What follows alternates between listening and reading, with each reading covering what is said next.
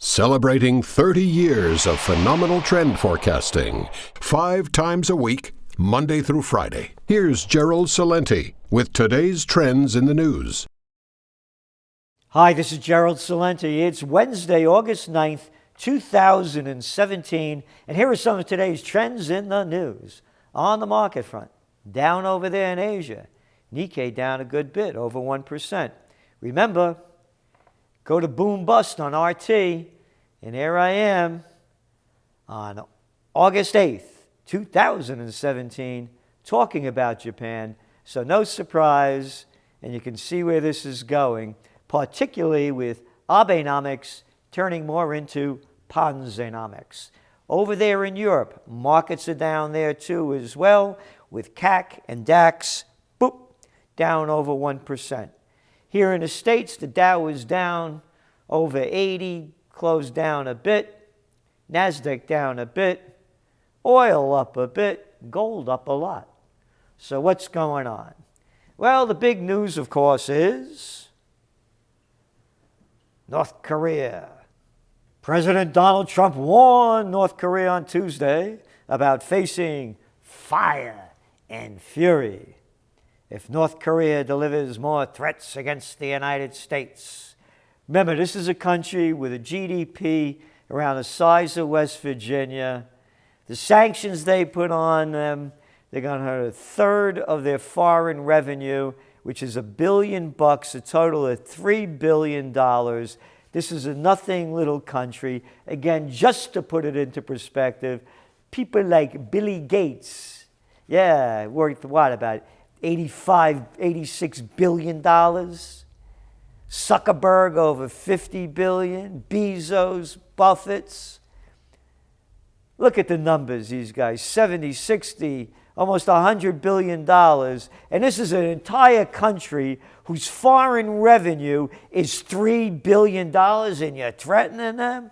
And they haven't invaded anybody. They don't like the cat who's running the show, don't like what's going on over there. Stay out, mind your own business. I don't go into bad neighborhoods. Stay out of bad countries.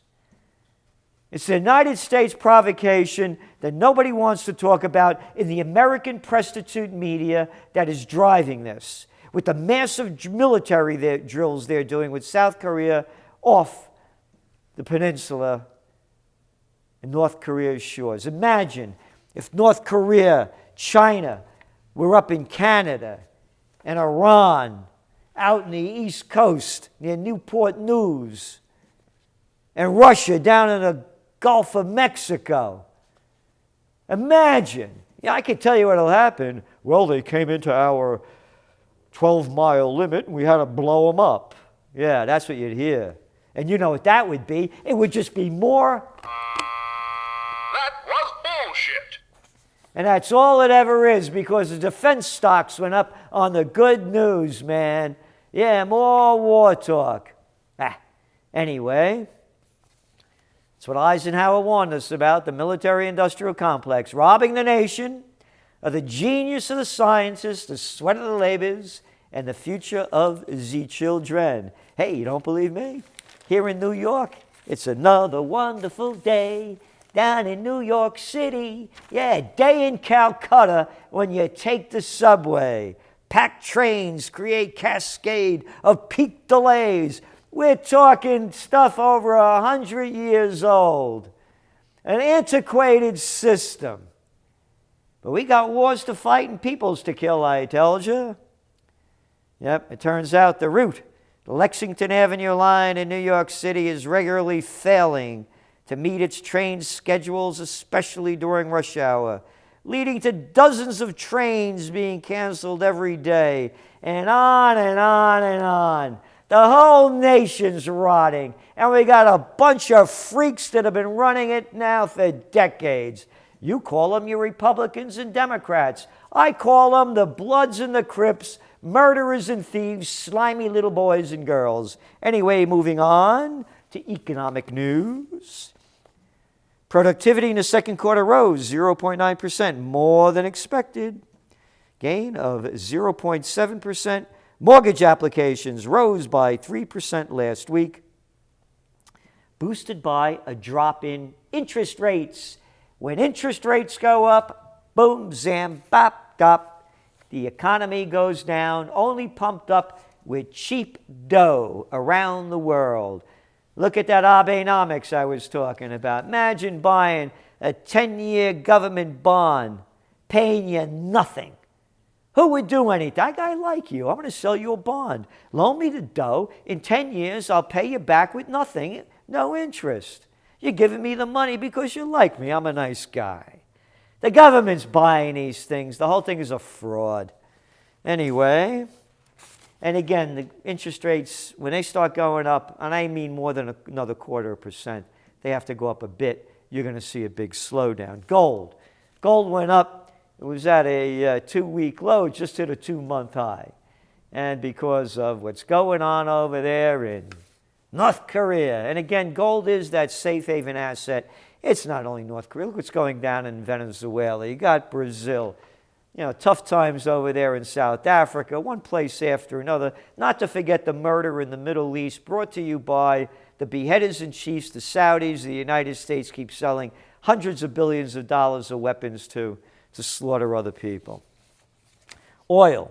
Oil rose because inventories went down on the crude side, but gasoline inventories went up. Again, we're in that trading range. Nothing more, nothing less.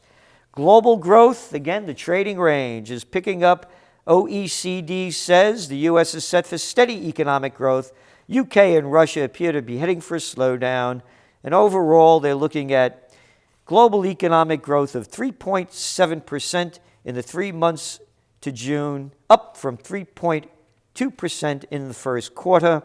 In the United States, the leading indicator for the U.S. was unchanged at 99.7 for the third straight month. A reading below 100 indicates growth that is slower than normal. Hey, so I'm not really good at math, but I think 99 is less than 100. So growth here is basically flat. On to some other news. Here we go. The markets. U.S. blue chip profits surged despite stagnation of Trump reform push. I've never seen anything like this in my lifetime. Had to keep going after Trump every day. Trump isn't my kind of guy, but this is disgusting, the hatred that the Presstitute media keeps building against him. And don't call it a liberal media. They're fascist, neocon, Presstitute, low-life suck-ups who get paid to put out by their Washington Johns and their corporate whoremasters. So, infrastructure repair, tax reform, and deregulation has not happened under Trump, but the markets are going up because U.S. blue chip companies are poised to report the first back-to-back quarters of double-digit earnings growth since 2011, with 87% of companies in the S&P 500 reporting their earnings for the past quarter. A blend of actual results and analysis forecasts indicate that earnings rose 10.3% per share year on year, according to FactSet. Okay. 5 things the U.S. earnings season taught us. Little story here in the Financial Times. Here's what's driving the market up. Information technology, energy, fiscal services. Between them, they account for more than 70% of the growth in earnings for the S&P 500. We look at technology and we see well overvalued shares. We look at energy. Energy stocks went up because of the latest boost when OPEC decided to cut back on how much production they were going to put out for sale each day, cutting it back 1.8 million barrels a day. But that hasn't gone anywhere, but it boosted profits temporarily. And the other one, of course, financial services, because the banksters could still go out and steal all they want, and nobody stops them from doing dirty deals. But then you look on the consumer end, and it ain't so good. So, moving on to, that's number 2, the consumer market isn't doing so great. Number 3, the weaker dollar. That's right, companies in America are selling their stuff because it's cheaper to buy with countries with currencies that went up as the dollar went down. And the dollar's down now some 7% this year. Again, it was up when Trump got elected, but since they've been talking him down, they've been talking the dollar down with it. And number 4, expectations of corporate tax reform are already influencing corporate decisions, and that's true, because we're going to get some kind of corporate payback, and you're going to see it happen. So that's what's driving the earnings season. And number 5, Trump is not as popular as he used to be. Now, it really has nothing to do with anything. But when you put it together and you see the lower dollar, surprise German exports fall stirs debate over strong euro. German exports fell in June, sliding 2.8% between May and June, the biggest fall since August 2015, and sparking debate over whether the Eurozone's recovery could be hindered by the region's increasingly strong currency. So the dollar's going for about, it's $1.18 now to the euro. And you go back to the Goldman Sachs gang, they said it was going to be at parity. Just didn't happen. So not everybody gets it right, and not everybody gets it wrong. But you can see where it's going. And I want to stay on this a bit with, again, to drive home the point about earnings. There's the GAAP, generally accepted accounting principles. That's what they're using now. But when you look at the ROIC, return on invested capital, measuring what they invested and the return they got on it, you don't see a 10% return. You see about a 4 to 5% decline over the last periods that they're talking about. So it's how you rig the numbers, and they're good at rigging numbers, just like they are good at starting wars and lying to you about it. Hey, everybody hates Iran. All the stupid people have no knowledge of the history of what the United States did to overthrow the democratically elected government of Mossadegh in 1953. And of course, the toilet paper of record, the Cartoon News Network, MSNBC, more of the same BS. Yeah, they don't report this story. A tiny story that came out today in the Financial Times. Here it is. Britain pressed U.S. to help topple Iranian Prime Minister in 1953 coup. That's right. Britain reportedly asked the U.S. in 1952 to join in a coup aimed at toppling Iranian Prime Minister Mohammad Mossadegh, according to newly declassified State Department documents. The top secret State Department memoranda, including one entitled, quote, British proposal to organize a coup d'etat in Iran, also offered fresh insights into London's assessment of Iranian politics and the threat, you ready for this, to UK interests that led to the August 1953 coup. Oh, a threat to UK interests. Let's see what they were. In 1952, Winston Churchill's government was desperate to regain control of the Iranian oil industry, which Mr. Mossadegh had nationalized the year before, quote, by virtually any available means, including military action. Isn't that nice?